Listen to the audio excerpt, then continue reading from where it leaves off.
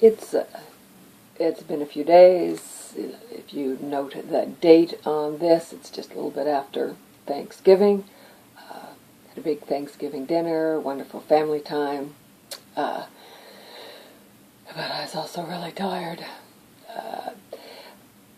In the lineup of the blogs, I thought it was important for you to sort of get a face to go with who I'm talking about. I've got some stuff about their younger lives, their younger years, of how they both grew up, my mom and my dad, quite different from each other. And, you know, just how they looked as just like your regular Leave It to Beaver, black and white TV people that, you know, just like everybody looked like on the Leave It to Beaver programs, or the Ozzie and Harriet. I guess Ozzie and Harriet was probably closer to what they were like. Just to kind of keep in mind, for me and everyone else, that they weren't always aged people. They were a young family, meeting, courting, having kids, living their life just like everyone else. And this is a story of their later years, but it's always good to have a face of and a history of the people that we're talking about, to remind those who know them and to introduce the ones who don't. Now, where I left off, the last video, was on the caretaker, Joanne, had just started. She was getting along really well with Dad. Everything was looking really good. And I was hopeful that having her be introduced slowly to Mom, that would be a good thing, and they'd be able to slide in. And here is, I tried to find a date, go back and look about what time of it in the year it was, but I couldn't find it. But it says, let's see.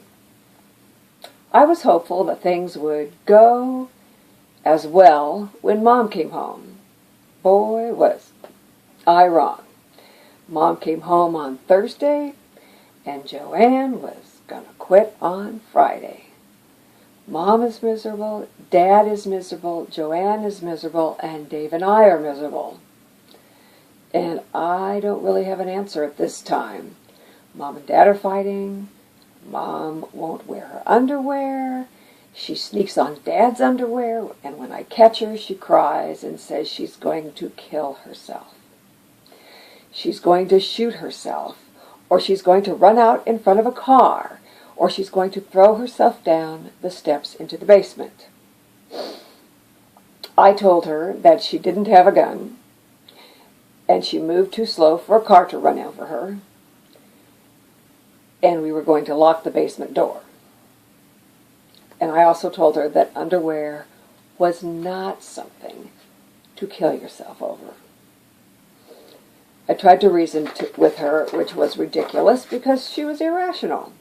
And then I tried to gain her sympathy by asking her, please make my life easier.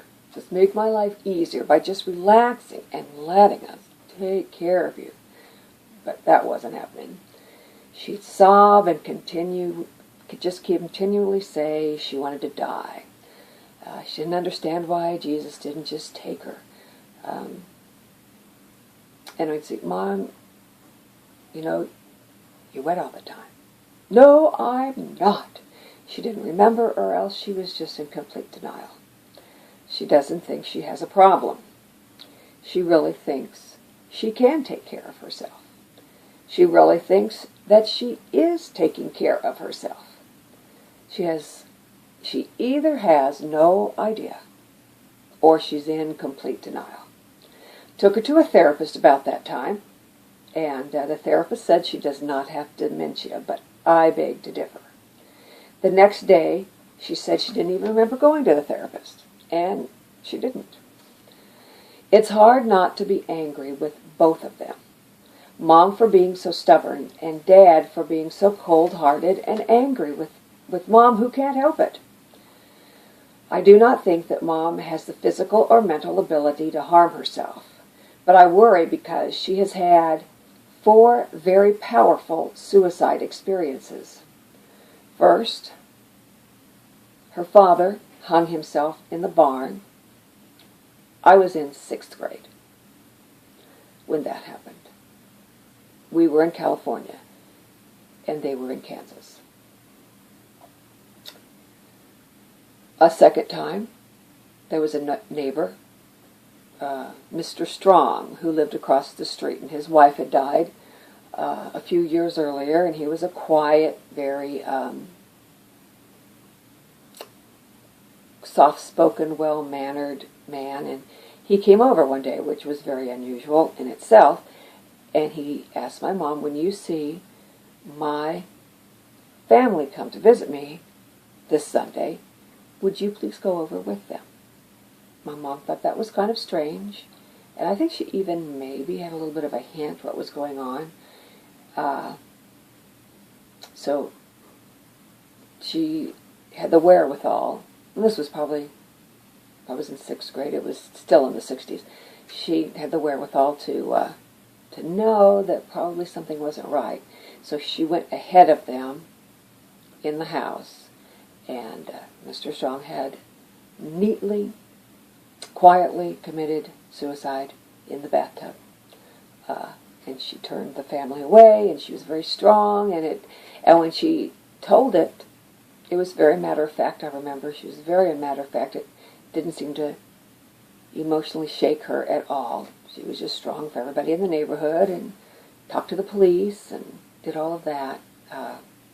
But I knew that had to make an impact on her. Then her niece, Talka, committed suicide when she was right out of college. And then her brother, who she was closest to, not too many years ago.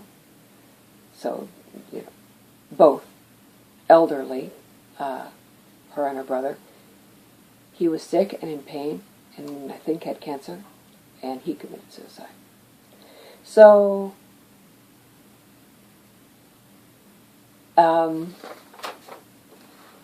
it would not have been out of the question for her to attempt. One of the lessons that I have learned so far in this journey is that, excuse me. Anyway, I'll have to look at that a little bit later. So, what we did was I got my mom some medication, some antidepressive medication, and she ended up at the end being on 2 different kinds, but it definitely was very helpful in her attitude and how she felt, and just making her feel better. And there's certainly nothing wrong with making someone feel more at ease in their life. So I didn't feel bad about that at all. Anyway, it was quite a struggle at the beginning when my mom first got home to keep Joanne employed and not leaving. And that is where we'll end it for today.